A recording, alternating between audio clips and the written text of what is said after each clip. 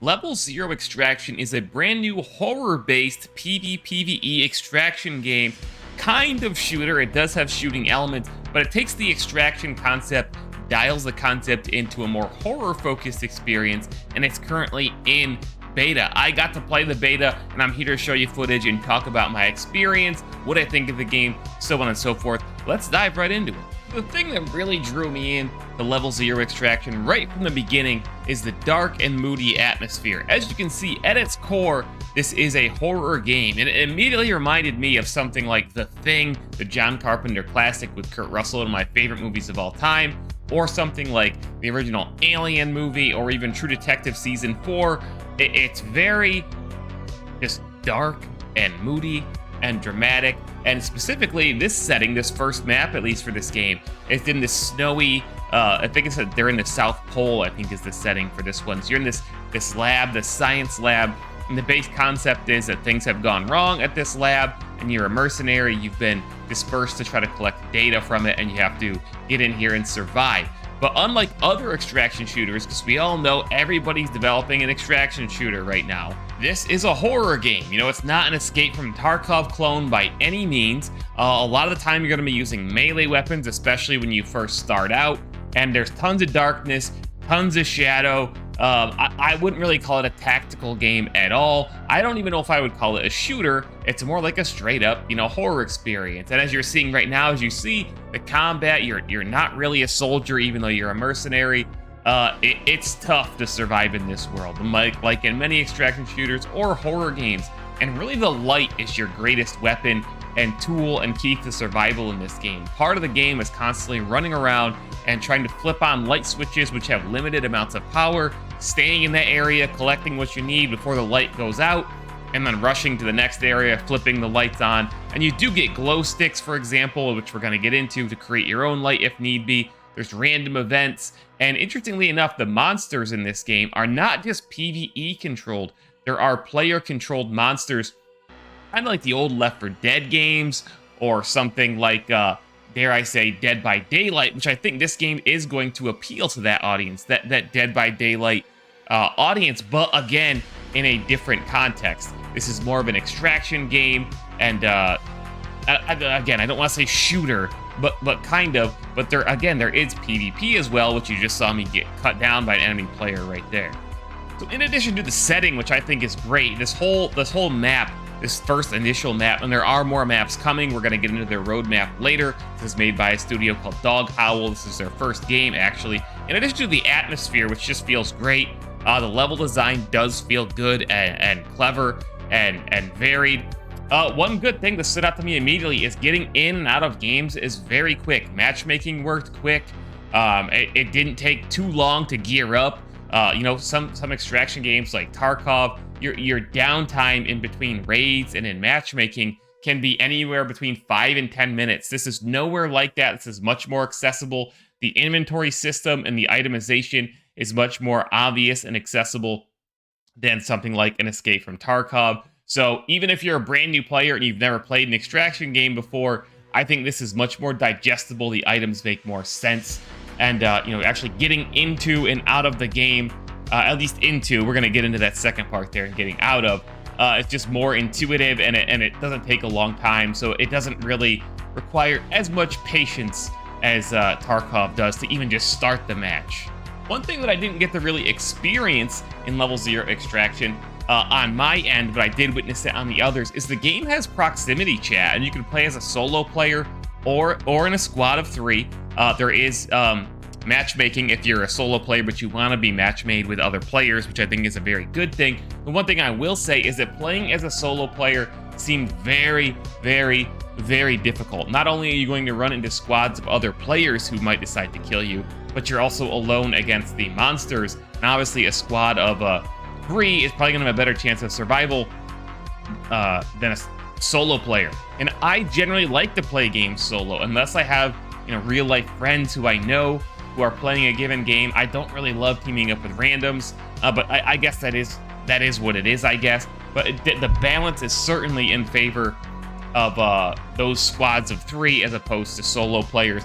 But that is what it is. But going back to the social element, I think there's actually a good chance that if they they can double down on the social element of the game and that kind of that fun. Like, there are definitely, most definitely, jump scares in this game.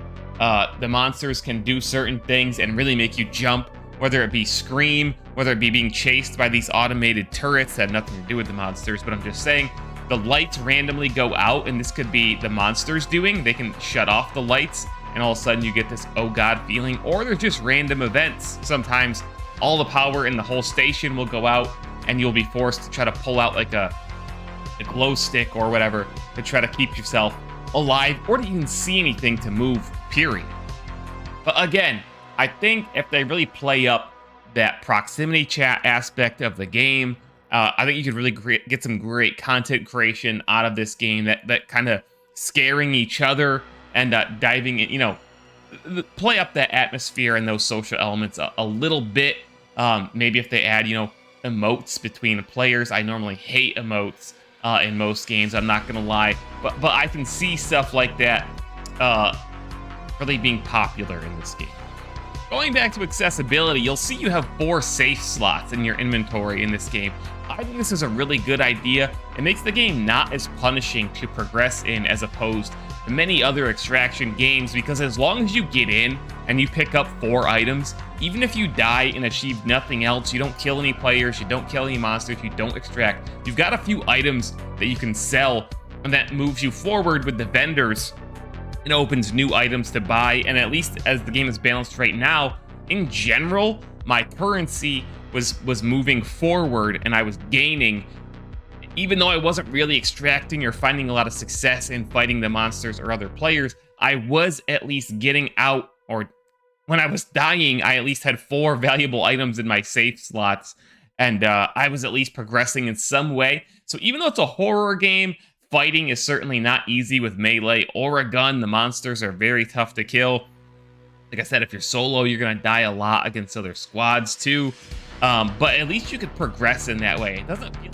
Now, that's not to say the game is perfect by any means, because it does have some flaws or some problems. But the good thing is, I think most of these things can be fixed with balance adjustments. So first of all, again, it is a horror game. You're not supposed to be, you know, super powerful in those games. But I do feel like the combat could use some work, whether it's just balance or tweaks. There are a lot more guns, it looks like, that you can unlock later down the road through the vendor system. But at the start of the game, you really only have access to 1, and you can't really find anything other than that 1 on the ground, which is very rare when you do find it. You pretty much only find, as far as weapons go, axes, melee weapons around in the world. It's not like by any means like a battle royale game where there's guns all over the place. And that initial gun, that pistol that you have at the start, is really quite weak. I shot a player with it twice, they did not die. I shot a monster with it twice, they did not die. It almost seems more effective, especially in the beginning, to just use melee weapons, which again, melee combat in a lot of games is not always super intuitive to a lot of people or super satisfying, but it just seems more effective. You know, I shot a player twice with the pistol, and they just walked up and clubbed me to death with whatever weapon that they were carrying. Even though one of those shots was a headshot, or at least it looked to be a headshot on my screen, the combat is just not... I mean, like I said, that's why I don't really call this an extraction shooter, because the combat, this isn't really a combat-first game, at least how it is now. And I think what I think may be a problem right now is because the combat is so... I almost want to use the word cumbersome, but that's not really the word that I want to use. In the beginning, again, there's more guns that you unlock later, but will a lot of players go through that initial period of being so weak and only having access to pretty non-effective weapons to later unlock the better weapons that the game has to offer? Maybe once the contract system is implemented and so on, players will get tastes of some of the weapons they might have later and get access to those a little earlier. The other issue I had with this first beta is that the monsters are seemingly just way more powerful than the players, and that's kind of a problem when those monsters are controlled by the players. So your main tool against these monsters to keep them away, again, is the light. They cannot walk into the light. Well, kind of. If you catch them straight up with a light switch, like I said, here's this room. You're gonna see me turn on the lights. There you go. It's a limited time use. A monster probably can't straight up rush into this room. They probably can't take that damage. And if you turn on the light in a room with a monster in it, you'll see them disintegrate. But again, some of these monsters can straight up knock lights out with certain abilities, which really puts you in a bind. You have to flee or pull out a glow stick or just die. But you seemingly get one shot by these monsters. And when you're already in the dark, you can't see anything, the weapons you have aren't very effective, it's pretty easy for a monster to take you out, especially when you're a solo player. I don't think I won a battle against a monster in combat at all in my 2 hours of gameplay that I played on stream at twitch.tv/Reynolds, by the way. Again, maybe later when you get those better guns, you might have a better fighting chance. But in the beginning here, it was really difficult. I saw they actually put out a patch today already trying to adjust that balance. I don't know if they nerfed the monsters or if they... that sounds like the easier way to address this rather than try to empower player abilities or guns in the short term, at least. But in the long term, they may want to look at providing more weapons against those monsters. But we'll see. So overall, while this isn't a game right now that I would play every day or probably even every week, I did enjoy my time with it, and I think it's got very good bones. I think this game, again, everybody's making an extraction shooter right now. And with the exception of a few, like Midnight Society's Dead Drop, which I have a channel dedicated totally to, Midnightmare on YouTube, go check it out. Of course, Tarkov is the original and is a classic. I don't feel that most of these games are doing anything different. They're trying to make an extraction game, but they're all very slow, very deliberate, basically following the Escape from Tarkov blueprint. This game is doing something different by making it a horror game through and through, between the atmosphere, the combat, the setting, all that stuff, but B, adding player-controlled monsters. It's a nice twist. It's different amongst the 300 extraction games coming out over the next year or two to see a different take.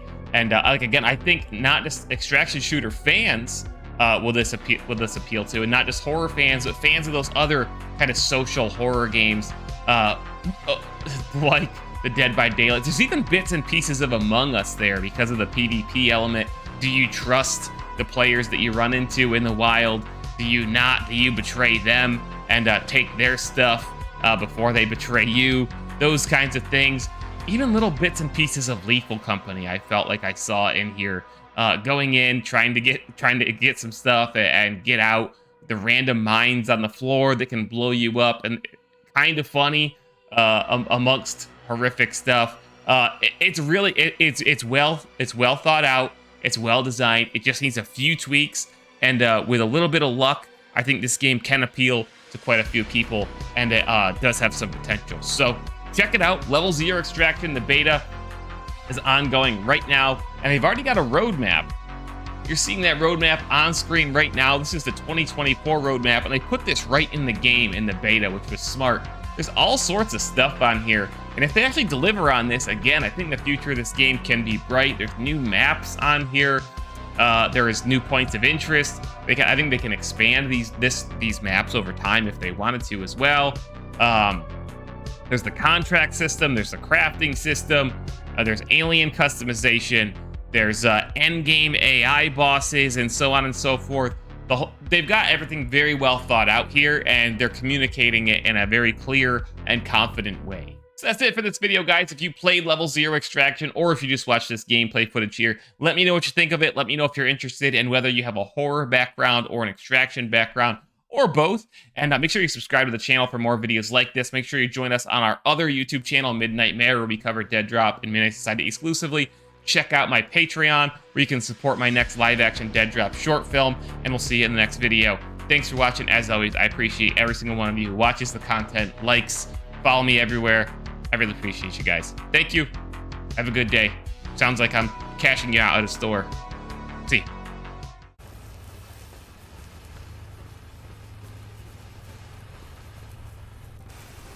Let me get out of here.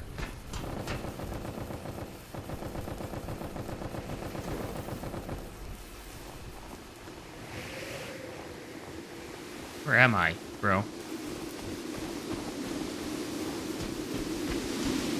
I've never been this way. This is cool looking. Go lower bridge, I guess. Can the monsters turn off the lights?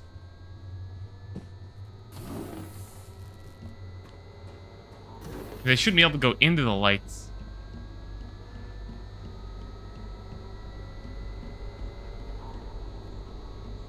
Turn them off, right? God, secret! What is that thing? Jesus.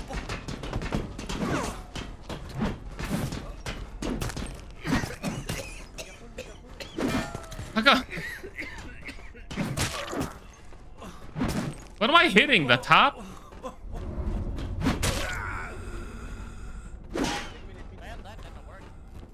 You don't want to mess with me, boy.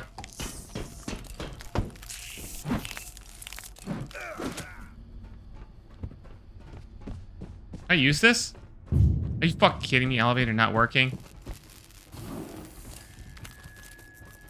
Come on, dude. I'm just screwed now.